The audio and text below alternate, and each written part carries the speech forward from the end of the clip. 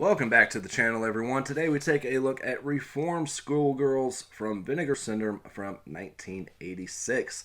Stay tuned for my thoughts.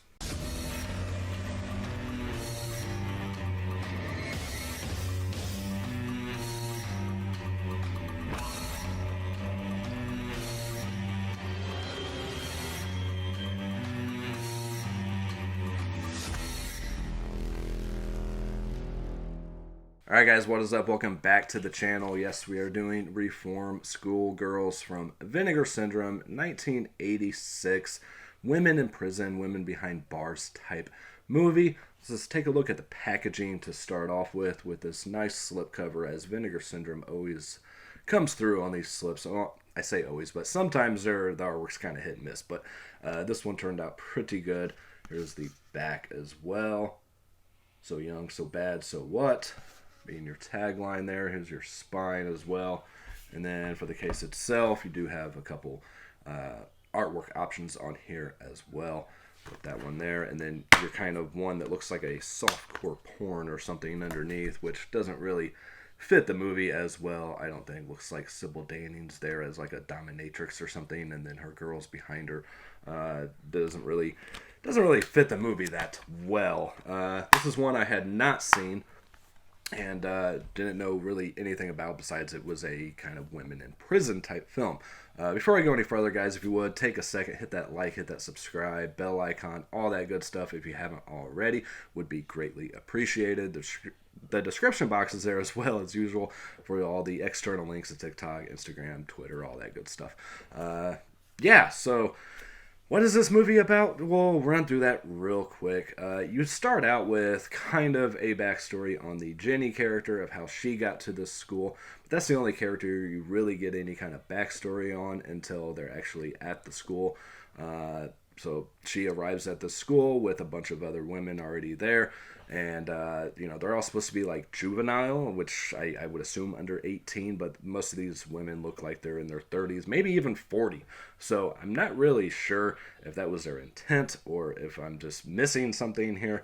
Maybe I'm wrong, and it's supposed to be in a underage, school. But even on the bus for the transport, it says juvenile. So I don't know, especially the character of Wendy O. Williams, who I didn't know much about upon watching this film. I did learn a lot about her through the features and everything on here, which we'll get to at the end of this. But yeah, she looks like she's, as they say in the one of the bonus features, she's like 14 going on 40 or 15 going on 40, and I completely agree with that. She plays the character of Charlie, who is the leader of, I'll say, like the bad girls in this school, and she's got it in good with Edna, played by Pat Ast, which I thought was like a pseudonym, and I believe that's the word I'm trying to use here, like a fake name or something, but no, that's actually her real name. I think it's actually like Patricia or something, but yeah, who gives a great performance as this kind of, not the warden, but just the one who keeps everyone in check at this school. And again, Charlie is the kind of leader of the bad girls of this. Jenny is in with the new girls, and they're just trying to figure out a way to kind of fit in and just get through this, serve their time, whatever, and keep getting pretty much harassed by Charlie and her girls. And, of course, the Edna character as well, who's always taking Charlie's side. You do have another character in here as well. I forget her name. I forgot to write that down. But she's got some kind of mental issues, and when they check into the school, they have to give all of their personal belongings, to the nurse or whoever it was, checking them in, and she has to get rid of her stuffed animal that she's really attached to.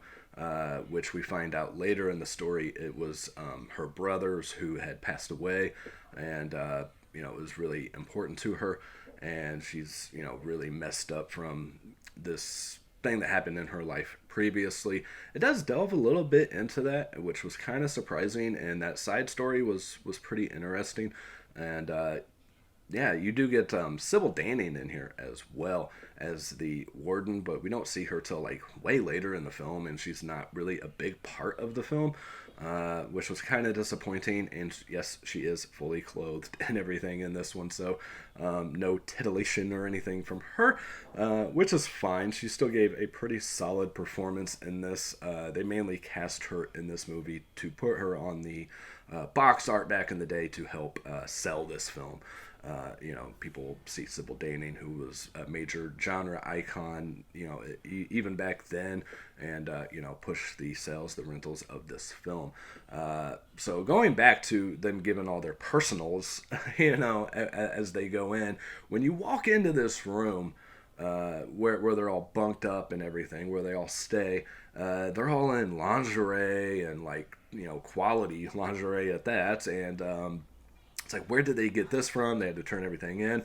But then I got to thinking, when people go to actual prison, people send them stuff, or you can earn things throughout your time or whatever. So maybe that's the case. I don't know. They never really explain that, but who cares, right? Charlie and her girls are trying to initiate a couple of the new girls into their kind of crowd, and you belong to the Charlie character by being branded with a hot hanger in a circular motion on your ass. So that's how you know that you belong to her. Later in the film, I'm going to make this pretty quick, story-wise. The two have to end up actually bonding together to kind of take down the Edna character. And you do have a social worker in this as well, who's trying to prove all the bad things that go on inside of this school. And, nobody wants to speak out against her besides the Jenny character, but they're trying to keep her from talking. And, by the end of it, though, everyone just kind of bands together against the Edna character. And I'm not going to give everything away for those who have not seen this, but everybody gets what they kind of deserve. So that's going to be kind of my spoiler-free review of this. It is action-packed. It is... even when there's not action, there's extremely good dialogue. I was not bored with this movie at any point at all. There is a few shower scenes in here, which were pretty nice to have. So if you guys are looking for, cheesy bad acting, good shower scenes, some action, and everything, I think this movie is definitely for you. I think this is almost the perfect women behind bars type film. I think everybody did what they needed to do. The Wendy O. Williams character got a little bit extreme at times, a little overacted at times, and the Edna character's overacted the whole movie, but it fits her role very well. They were talking about casting Divine in that role, and some other people for Sybil Danning's character, but I think the casting worked out perfectly, and I just had a great overall time with this. So that's my spoiler-free review part of this. Now, if you guys have seen this movie and you're sticking around, I just want to know one thing. How many damn shots did Edna have in that fucking shotgun at the end of this thing?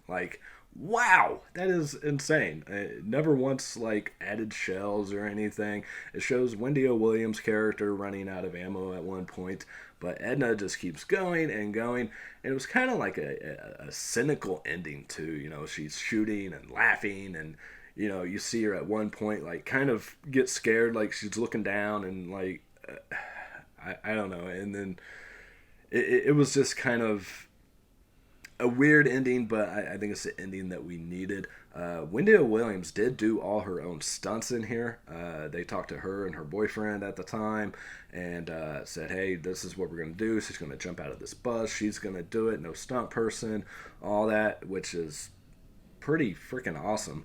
They ended up doing that bus scene on a empty airstrip. And she did get hurt quite a few times doing her own stunts, but it added to the realism. She's her fans expect her to do this stuff. They expect her to bleed, and she did. the part where she gets shot towards the end, they had an issue with what do you call them, the squibs underneath, like got real hot and like burnt her and all this, and so she went through hell making this movie. But from my understanding, she did a lot of stuff on stage, as she was the member of the Plasmatics, who I again hadn't heard of until this movie, who was a punk kind of band back in the day.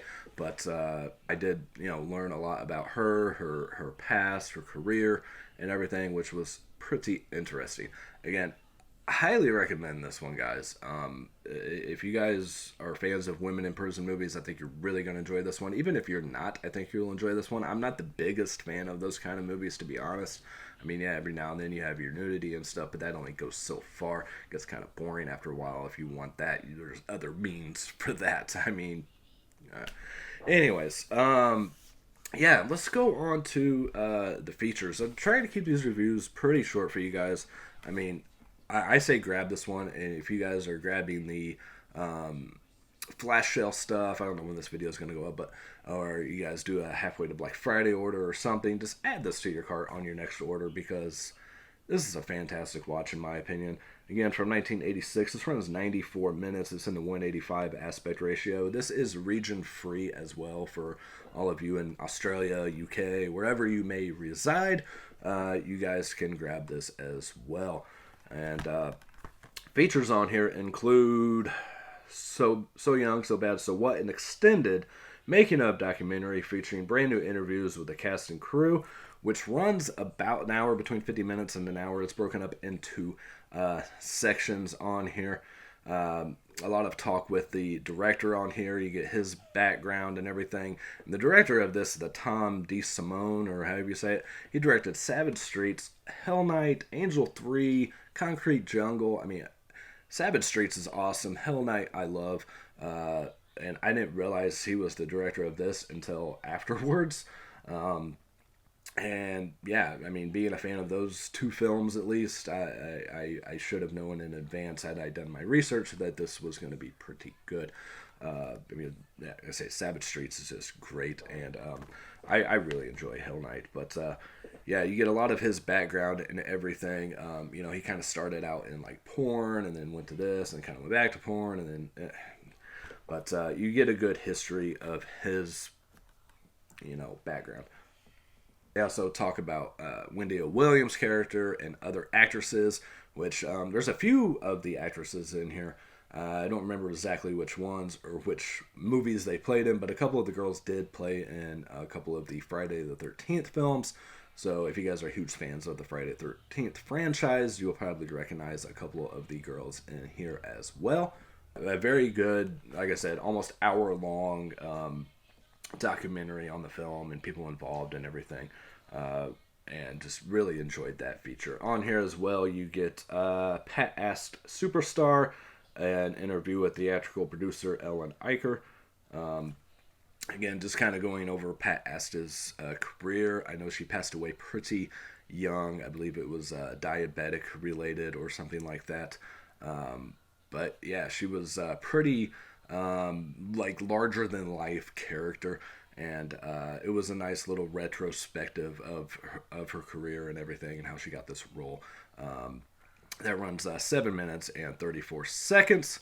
On here as well, you get Ode to Wendy, an interview with author and critic Brianna Whipple on the life and career of actress Wendy O. Williams, who was like a huge fan of Wendy O. Williams. Pretty good interview on that. That runs 6 minutes and 44 seconds. It covers a lot of her career with the Plasmatics and everything, and her stage performances, and you get a really good background and understanding of Wendy O. Williams, who sounds like a really interesting person in real life. And I wish I would have known about her before this movie.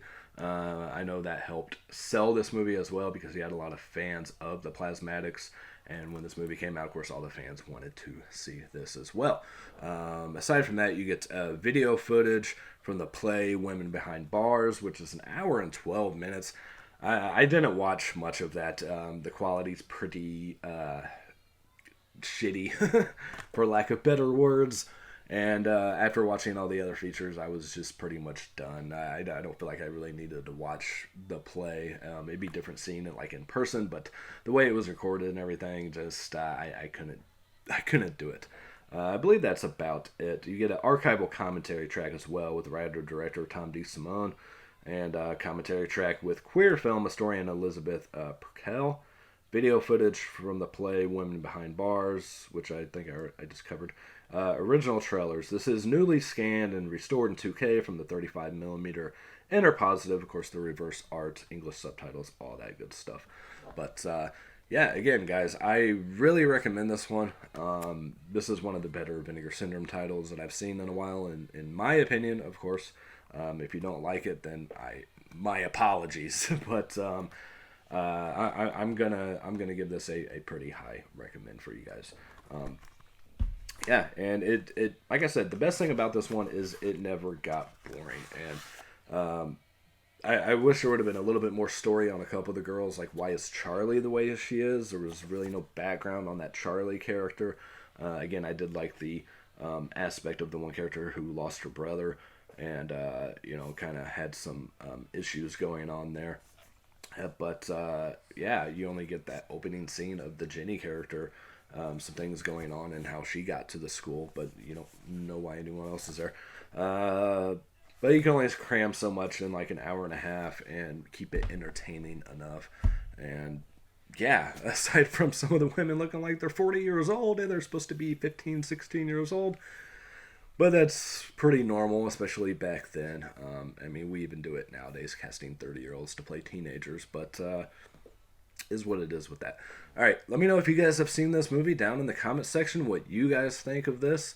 Is my thoughts complete bullshit? Am I just saying this because I want people to run out and buy it? No, I'm not getting anything off of you guys purchasing this. This wasn't sent for review or anything, so this is just my personal opinion. Everyone has a different taste in film. Again, if we all had the same taste, it would be really fucking boring. So, yeah. All right, that's going to do it for this review, guys. Yeah, I don't know what's next. We'll see. But as always, peace, love, and happiness to all of you. And I will catch you guys next time. Later. Just don't stand there. Bring me something to wipe my shoe.